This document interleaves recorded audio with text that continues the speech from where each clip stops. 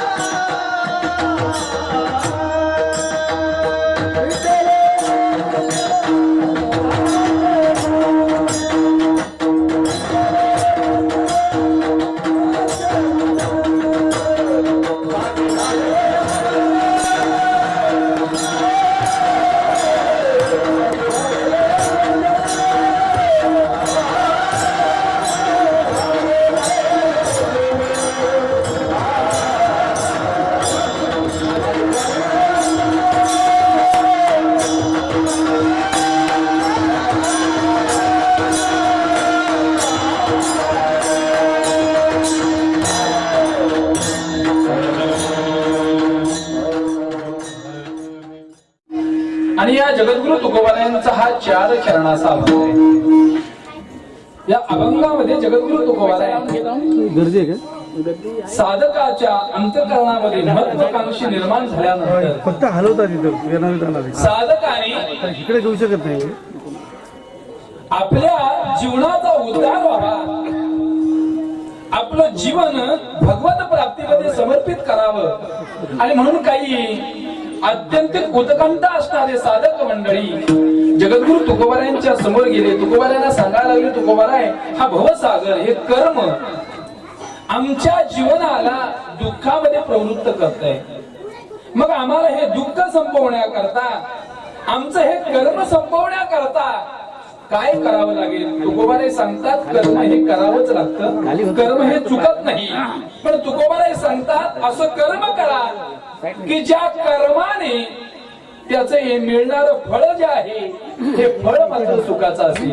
आणि तुकोबाराय त्या साधकांना सांगतात, मी माझ्या जीवनामध्ये एक कर्म केलं. कुठलं कर्म केलं तर पिंड पदावरी दिला आपुली करी, हे कर्म केलं आणि या कर्मामुळे माझ्या जीवनात काय फायदा झाला. आणि तो फायदा तुकोबाराय उर्वरित 3 चरणामध्ये एक कर्म केल्यामुळे त्या कर्माचं फळ तुकोबाराय या 3 चरणात वर्णन करतात. असा हा कर्माची फलश्रुती सांगणारा तुकोबारायांचा 4 चरणाचा अभंग आहे. विठाल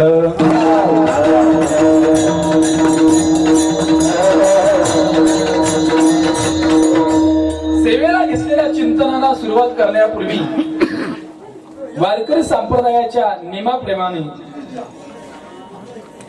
कीर्तन करायला चाललेलं कीर्तन कुठल्या निमित्ताने आहे, कुठलं प्रयोजन आहे, गडबड करू नका, बोलू नका. आणि आपल्या जीवनामध्ये कीर्तनकाराने कुठल्या निमित्ताने कीर्तन आहे हे जमलेल्या समाजाला सांगणं हे कीर्तनकाराचं आद्य कर्तव्य आहे. म्हणून आजचे चाललेलं कीर्तन या गावातील असणारे रहिवासी वैकुंठवासी कृष्णा बाबू सुतार या महात्म्यांच्या उत्तर कार्यानिमित्ताचं कीर्तन आहे. समाजामध्ये अनेक प्रश्न निर्माण होतात. आपल्याकडे वैकुंठवासी आणि कैलासवासी हे लिहिण्यास सुद्धा वाद चालू आहे. लोक म्हणतात माळ नसेल तर कैलासवासी लिहा आणि मालकरी असला तर वैकुंठवासी लिहा. ही काही शास्त्राची प्रणाली नाही, ही तुम्ही आम्ही केलेली धारणा आहे. लक्षात घ्या, त्या जीवाचं कर्म काय आहे, त्या जीवाने जीवनामध्ये काय कार्य केलेलं आहे, त्या कार्यावरून ती पदवी लागत असते. विठाल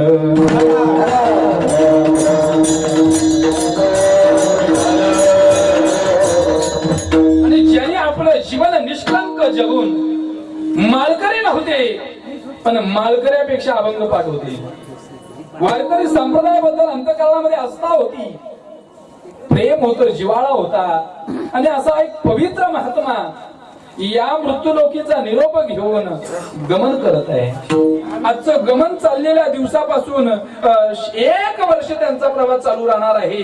आणि म्हणून त्या प्रवासामध्ये पुण्य संपादन करण्याकरताच एक कीर्तन आहे. मी तुम्हाला सांगितलं वर्षाचा प्रवास आहे, त्याचं कारण असं आहे, माणसाच्या अंतःकरणातला आत्मा निघून गेला. आत्मा निघून गेल्यानंतर त्या माणसाला मृत घोषित केलं जातं. आत्मा हा पाहुणा आहे. पाहुण्याने या देहाचा संबंध सोडला, या देहाचा त्याग केला. देहरूपी घरातून पाहुणा निघून गेला की त्या देहाला किंवा त्या घराला वारला असं म्हणतात किंवा मेला असं म्हणतात. आत्मा निघून जातो त्या क्रियेला मरण म्हणतात.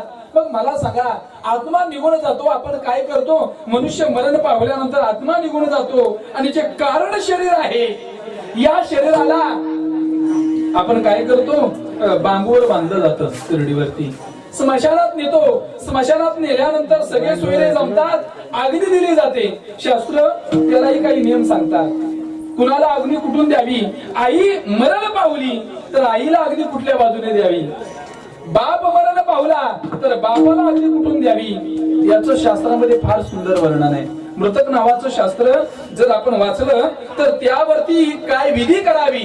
बाप मरण पावला तर मुखाग्नी म्हटलेलं आहे, म्हणजे डोक्याकडून अग्नी द्यावी. आणि स्त्री म्हणजे आई मरण पावली तर भडाग्नी पायाकडून अग्नी द्यावी, हे शास्त्र आहे, लक्षात घ्या. आणि मग या सर्व क्रिया होतात, अग्नी दिली जाते. अग्नी देण्याचं कारण असं आहे, पंचमहाभूतापासून हे शरीर, कारण शरीर निर्माण झालेलं आहे. आणि या कारण शरीराला पंचमहाभूतामध्ये विलीन करण्याकरता शेवटला काय केलं जातं, अग्नी दिली जाते. अग्नी दिल्यानंतर प्रश्न असा उरतो, आत्म्याचं चिंतन पाहिलं तर आत्मा मरत नाही, आत्म्याला जाळता येत नाही. मग मला सांगा, माणसाच्या देहातून आत्मा निघून गेला, देहाची राख रांगोळी झाली, देहाला अग्नी दिली. मनुष्य मेल्यापासून 3 दिवस त्याच घरामध्ये वास्तव्य करतो. कुठल्या? ज्या घरात मनुष्य मेलेला आहे. माणसाचं प्रेत बाहेर निघालं तरी आत्मा मात्र घरात राहतो 3 दिवस. आणि 3ऱ्या दिवशी आपल्या भारतीय संस्कृतीमध्ये एक क्रिया केली जाते, त्याला काय म्हणतात, सावडणी. ती सावडणी झाली की आत्मा तिथून काय करतो, तिथून 7 दिवस आत्मा पंचविहार करतो पंचकृषीमध्ये. म्हणजे जिथं मुलगी दिलेली, जिथं आपली जागा आहे, हे सर्व जिथं चाललेलं आहे, नातेवाईक आहेत, सगळे सोयरे आहेत, अशा पंचक्रोशीमध्ये आपल्या जवळच्या परिसरामध्ये तो भ्रमण करतो. किती दिवस? 7 दिवस. तुम्ही कीर्तन ऐकताय ते 7 दिवस आणि पहिले 3 दिवस किती झाले? 10 दिवस. 10व्या दिवशी क्रिया केली जाते, त्याला दशक्रिया म्हणतात. आणि ती दशक्रिया झाली की आत्मा काय करतो, अवकाशाच्या पातळीमध्ये भ्रमण करायला लागतो. मृतक नावाचं शास्त्र त्या आत्म्याचा रंग सांगतात आणि त्या आत्म्याचा आकार सुद्धा सांगतात. त्या आत्म्याचा रंग धुरका, जसा आता ते धूर पडतं पहा, धुक, त्या धुक्यासारखा धूर प्रकारचा आकार रंग असतो आणि चेंडू सारखा आकार असतो. निर्वात पोकळीमध्ये तो आत्मा भ्रमण करतो. किती दिवस? एकदा उत्तर कार्य झालं की त्याचा प्रवास चालू होतो. वर्षभर तो प्रवास करतो. लोक म्हणतात उत्तर कार्य झाले म्हणजे आत्मा मुक्त झाला. अजून एक तुम्हाला चिंतन सांगतो, आत्मा मुक्त होत नाही. कारण आत्मा हा स्वस्वरूपाचा मुक्त आहे. आत्म्याला मुक्त करायची काही गरज नाही. मग नेमकं काय होतं, तर सूक्ष्म देहाचं वास्तव्य करून आत्मा जो राहत असतो, त्या सूक्ष्म देहाचं वर्षानंतर काय होते, त्या सूक्ष्म देहाला मुक्ती मिळते. आणि त्या दिवसाला आत्ममुक्ती दिन म्हटला जातो. तो दिवस कोणता? वर्षाने येतो, त्याला वर्ष श्राद्ध म्हणतात. आणि या वर्षभर तो आत्मा प्रवास करतो. त्याचं कर्म, सत्कर्म आणि वाईट कर्म याची गणती केली जाते. आणि त्या गणतीची वजाबाकी झाल्यानंतर ज्या पारड्यामध्ये बेरीज जास्त होते, त्या पद्धतीने त्या आत्म्याला पुन्हा काय होतं, जीवन मिळतं. आणि म्हणून तुम्ही म्हणाल, असं जर आत्म्याची व्यवस्था असेल, मग या उत्तर कार्याला, त्या वर्ष श्राद्धाला कीर्तन करायची काय गरज आहे? त्याचंही कारण सांगतो. हे नामचिंतन करण्याची एवढीच गरज आहे. तो आत्मा ज्या वेळेला बेरीज वजाबाकी चालते, त्यात कदाचित पुण्य कमी पडत असेल, तर उत्तर कार्याचं कीर्तन, वर्ष श्राद्धाचं कीर्तन याची पुण्याई संपादन करून अखिल गोड भगवान परमात्म्याला एकच करुणा भागायची की या आत्म्याला चांगला जन्म मिळावा, चांगल्या जीवनामध्ये घालावं, याच्या करता नामचिंतन कीर्तनाचं सोहळा आहे, लक्षात घ्या. आणि म्हणून आजचं हे चाललेलं कीर्तन आहे विठ्ठल.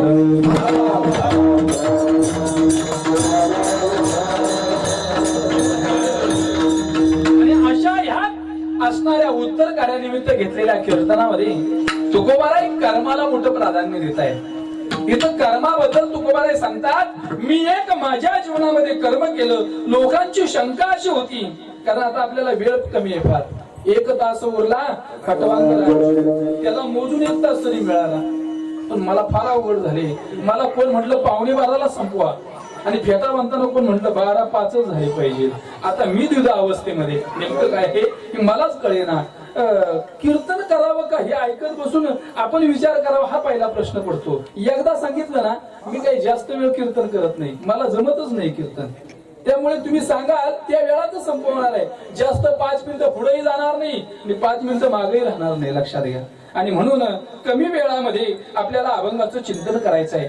या अभंगामध्ये तुकोबारायला साधकांची शंका आहे, तुकोबाराय हे कर्म बाधक आहे, कर्म त्रास देत आहे, आणि हे कर्म संपावं आणि म्हणून आमच्या जीवनामध्ये आम्ही काय करावं? तुकोबाराय सांगतात, मनुष्य जीवन मिळाल्यानंतर कुठलाही जीव असू द्या, त्या जीवाला प्राप्त झाल्यानंतर कर्म हे करावंच लागतं.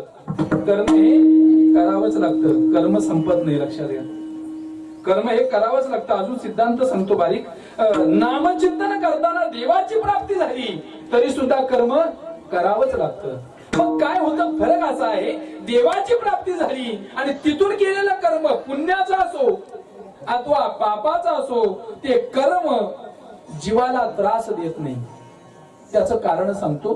देवाची प्राप्ती झाली आणि आपल्यापासून वाईट कर्म घडलं, चांगलं कर्म घडलं, तरी आपल्याला त्याचा भोग भोगावा लागत नाही. त्याचं कारण असं आहे, कारण आपला शास्त्र सांगतं केलेलं कर्म काय करावं लागतं? केले कर्म झाले त्याची भोगा आले. केलेलं कर्म भोगायलाच येतं. आणि मग इथं तुम्ही सांगता भगवान परमात्म्याची प्राप्ती झाली की जीवाने केलेलं कर्म जीवाला भोगावं लागत नाही. काय कारण आहे? संत वाङ्मय सांगतं, जर देवाची प्राप्ती झालेली तिथून जर वाईट चांगलं कर्म केलं तर ते कर्म जीवाला भोगायला येत नाही, तर ते कर्म देवच भोगतो. कोण भोगतो? 10 जन्म भगवान परमात्म्याने घेतलं. कशा करता हो? आंब ऋषीसाठी. आंब ऋषीला शाप होता, पण त्या आंब ऋषीचं कर्म भोगण्याकरता भगवान परमात्म्याला 10 अवतार घ्यावे लागले. भगवान परमात्मा दुःख निवारिता नारायण. भगवान परमात्मा काय करतो? त्या भगवंत भक्ताचे भोग भोगण्याचं काम करतो. कर्म हे करावंच लागतं. तुकोबाराय सांगतात, अरे कर्म संपत नाही, पण कर्म या देवाच्या प्राप्तीमुळे त्या कर्माला विराम मिळतो. कर्म चालत राहतं, पण त्या कर्मापासून दुःख भोगावं लागत नाही. म्हणून तुम्ही चांगलं कर्म करा, कारण कर्म अटळ आहे. अटळ आहे, कर्मही चुकत नाही. कर्म हे भोगावंच लागतं. किती कर्म अवघड आहे. तर या कर्माचा सिद्धांत पाहिला तर संत महात्मे सांगतात, सामान्य जीवाने कर्माबद्दल अजिबात विचार करू नका. कर्म एवढं अठ्ठळ आहे, या कर्माने अनेकांना नाडलं, अनेकांना हे कर्म त्रास दिला. आपुली करी स्वतःच्या हाताने मी काय केलं? देवाच्या चरणावरती माझ्या देहाचं पिंडदान केलं. बोलू नका, बोलू नका, तुम्ही हलू नका. तुम्ही ऐका ना कीर्तन. येणारी माणसं जागेवर बसतील, पण नाही, लोकांचं लक्ष येतं कोण तिकडं असतंय. व काय सांगतो तिकडं लक्ष नाही. लक्षात घ्या. म्हणून पिंडदान करणं म्हणजे नेमकं काय आहे? आपलं शरीर देवाजवळ समर्पित करणं आणि देवाचं ताटात मी एकत्र आलं की जीवनामध्ये दुःख नावाची वस्तू राहत नाही. ऐका, दुःख नावाची वस्तू राहत नाही. सुखाचा भगवान परमात्मा, जीवन त्याचा अंश, आणि तो अंशात एकरूप झाला की काय होतं? तिथं दुःख शिल्लक राहत नाही. आपल्याला दुःख भोगण्याचं कारण असं आहे, ज्या अंशी तत्वापासून अंश जो निर्माण झाला, या अंशाने अंशीचा काय केला? अंशीचा त्याग केला, आणि म्हणून जीवाला दुःख आहे. जीवाने अविद्यारूपी मायेचं आवरण घेतलं, झाकण घेतलं, पांघरुण घेतलं, आणि म्हणून जीवाला दुःख भोगावं लागते. तुकोबाराय सांगतात, ध्येय समर्पित मन करणे म्हणजे काय? आपलं जीवन, आपलं अंतकरण, आपलं मन देवाच्या चरणावर समर्पित करणं, देवाची भक्ती करणं. आणि एकदा का हा ध्येय देवाच्या सेवेत समर्पित केला की दुःख राहत नाही. होईल आगवा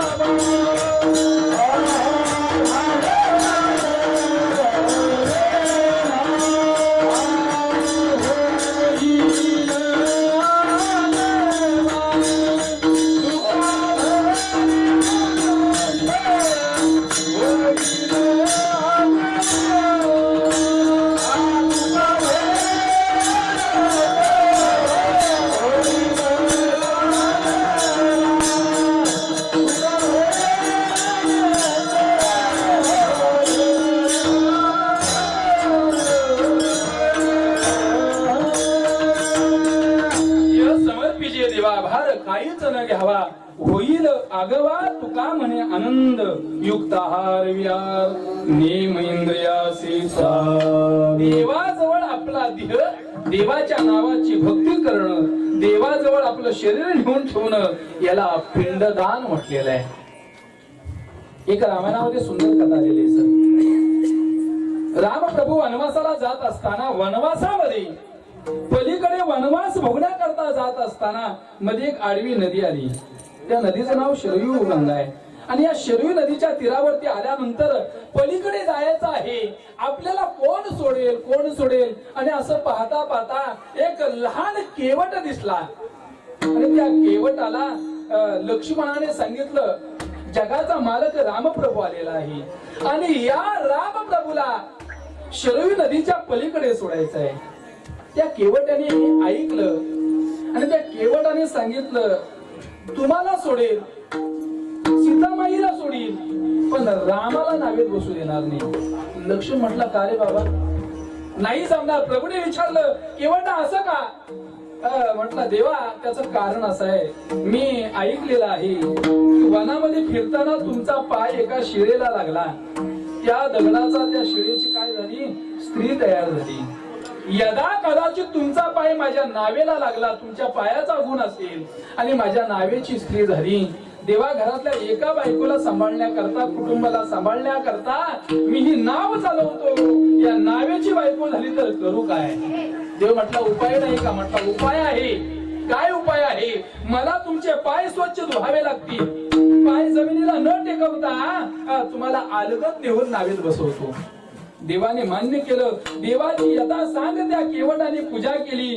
देवाने केवटाच्या अंतकरणातला भाव जाणला. देव नावेत बसले आणि नावेच्या नदीच्या पलीकडे नेऊन भगवंताला सोडलं. सोडत असताना देवाने सांगितलं केवटा तुझ्या अंतकरणातली भक्ती कळाली तुझा भाव कळाला आणि तुझं जीवन तू माझ्या चरणावर समर्पित केलं. केवटा काय पाहिजे ते माग. केवटाने सांगितलं देवा मी मागणार नाही कारण तुझा आणि माझा व्यापार सारखा आहे. देव म्हटलं काय याचं डोकं फिरलंय मी जगाचा मालक आणि हा साधा नावाडी आहे आणि हा म्हणतो देवा तुझा आणि माझा व्यवहार सारखा आहे. देव म्हटला कसं काय रे? तो केवळ सांगायला लागला देवा या मूर्तिलोकीतल्या जीवाना या नदीच्या तीरावरून त्या नदीच्या तीरावर नेण्याचा नावाडी मी. कोण आहे? नावाडी. आणि तू कोण आहेस? तू सुद्धा नावाडीच आहे. सुद्धा नावाडी आहे. या मृत्यू लोकांमध्ये भवसागरातून परमार्थ थडीपर्यंत पोहोचवणारा नावेचा तू कोण आहेस? शरीररूपी नावेचा नावाडी. म्हणून देवा तू काही मागायचं नाही. जसं मी तुला या तीरावरून त्या तीरावरती सुखरूप सोडलेलं आहे त्याचप्रमाणे यदा कदाचित देवा पाप पुण्य करून जर मी भवसागराच्या तीरावरती आलो तर देवा मला या भवसागरातून तारून घेऊन तुझ्या चरणावर वास्तव्य दे. एवढंच द्यावं वाटत असेल तर दे. कारण देवाला सांगितलं देवा तुझ्या चरणाजवळ स्थान दे. आणि अखिल त्या केवटाला भगवान परमात्म्याने स्वतःच्या चरणावरती स्थान दिलं. तुकोबाराय सांगतात त्याच्या जीवनातलं कर्म संपलं त्याच्या जीवनातलं दुःख संपलं. आणि म्हणून तुकोबाराय साधकांना सांगतात तुम्ही जर तुमचं जीवन तुमचं शरीर भगवान परमात्म्याजवळ समर्पित केलं ना तर तुम्ही सुद्धा या जगाच्या ऋणातून या जगाच्या अज्ञानातून या जगाच्या दुःखातून तुमची सुटका झाल्याशिवाय राहणार नाही.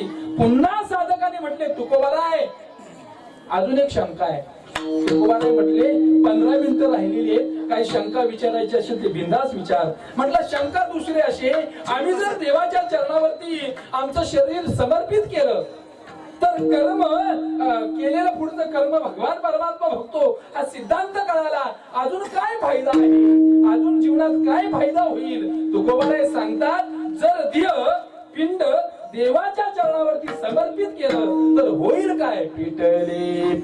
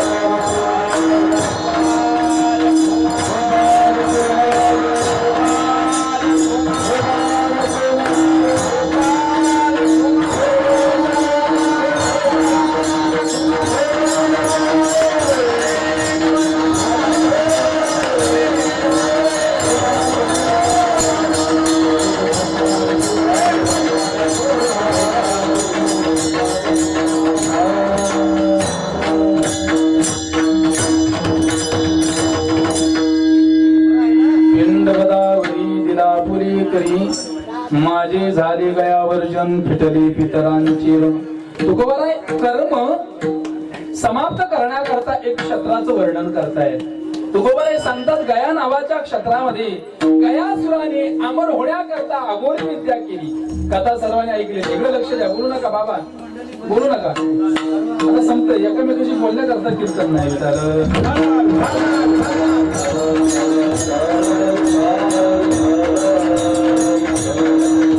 म्हणून जीवनामध्ये गया क्षेत्रामध्ये त्या गयासुराने देवाजवळ वरदान मागितलं. भगवान परमात्म्याने छातीवर पाय ठेवला गयासुराच्या आणि गयासुराला विचारलं काय अंतिम इच्छा आहे. सर्वांनी उदाहरण ऐकलं आपण. त्या गयासुराने सांगितलं काही इच्छा नाही, मला अमर व्हायचं होतं भगवंता, पण होता आलं नाही. म्हणून माझी अंतिम इच्छा अशी आहे, जो या क्षेत्रामध्ये येऊन माझ्या छातीवर तुझ्या चरणावरती स्वतःच्या हाताने पिंडदान करेल तो या जगाच्या ऋणातून मुक्त होईल असं वरदान दे. देवाने त्या क्षेत्रामध्ये वरदान दिलं. तुकोबाराय सांगतात त्या क्षेत्रामध्ये गेल्यानंतर जर का तुम्ही स्वतःच्या हाताने अंगठ्याने पाणी समर्पित केलं तर तुम्ही काय होता, पितृणातून मुक्त होता.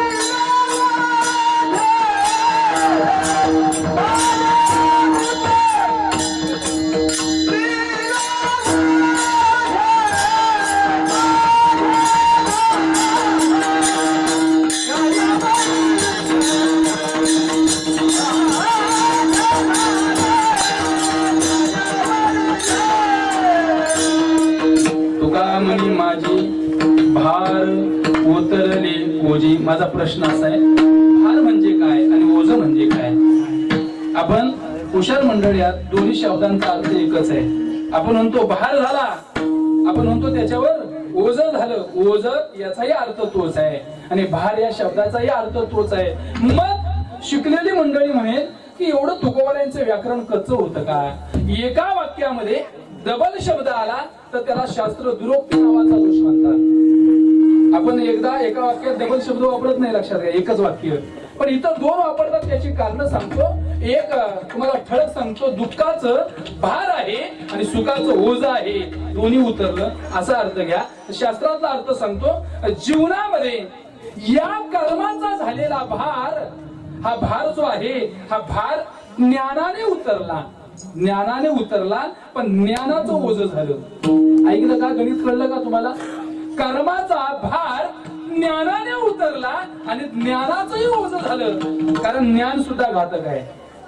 जसं अज्ञान गेलं ज्ञान झालं, ते ज्ञान सुद्धा घातक आहे. मग या ज्ञानाचं ओझ झालं. तुकोबाराय सांगतात कर्माचा ओझा ज्ञानाने उतरला आणि ज्ञानाचा भार झाला, पण तो भार भक्ती या साधनाने उतरला. आणि म्हणून भक्ती या माध्यमातून माझं शरीर मी देवाला समर्पित केलं. तुकोबाराय सांगतात त्यामुळे सर्व ऋणातून मुक्त झालो. तुका माझे भार उतरले वरली, माझे झाले गया वर्जन पितले पितरांची ऋण. झालेली सेवा भगवान पंढरीश पांडुरंगाच्या चरणी समर्पित करत असताना, कारण आज ज्या महात्म्यांच्या उत्तर कार्यानिमित्त आहे, अंतःकरणामध्ये भगवत भक्ताबद्दल प्रेम आहे. आजचा दिवस असा आहे, देव दिवाळी. लक्षात घ्या, देवाची दिवाळी. आणि या देवाच्या दिवाळीमध्ये आपला असणारा प्रवास देवाच्या ज्योतीमध्ये विलीन करणारा महात्मा आहे. आणि आजचं कीर्तन थोडस का आपल्याला लवकर घेतलं? आजूबाजू परिसरामध्ये देव दिवाळी गेली अनेक वर्ष वाढ वडिलापासून आपण साजरा करत आलेला हा सण आहे. आणि त्यामुळे बऱ्याच लोकांना तिकडेही जायचं आहे. आणि त्यामुळे मला पहिलं सांगितलं, म्हटले महाराज, काही म्हटले महाराज 11:15 संपवा. मी म्हटलं नाही, 12 तरी वाजू द्या हो. पण ते काही लोक म्हटले नाही महाराज 12 वाजू द्या. आणि म्हणून 12 वाजे, आता 12 वाजलेले. झालेली सेवा भगवान पंढरीशा पांडुरंगाच्या चरणी समर्पित करत असताना अखिलकोट भगवान भगवान परमात्म्याला एकच विनंती करतो, देवा आत्मा तर मुक्त आहे, पण ते सूक्ष्म स्वरूपात आश्रय घेतलेला देह जो आहे त्या देहाला चांगली गती मिळावी, चांगला मार्ग मिळावा, एवढंच भगवान परमात्म्याला प्रार्थना करतो आणि आजच्या या कीर्तन रूपी सेवेला इथं पूर्ण विराम देतो.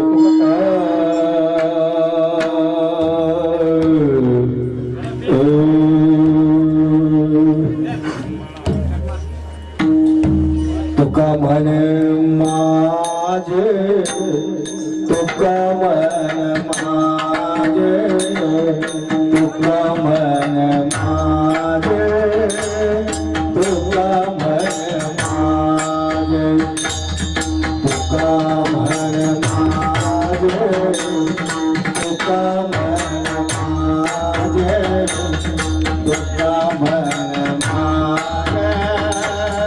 तुका